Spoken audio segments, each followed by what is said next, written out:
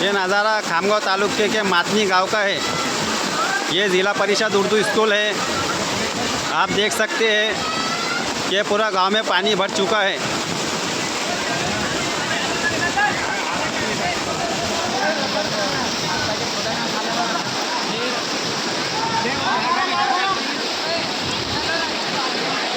ये ज़िला परिषद उर्दू स्कूल है।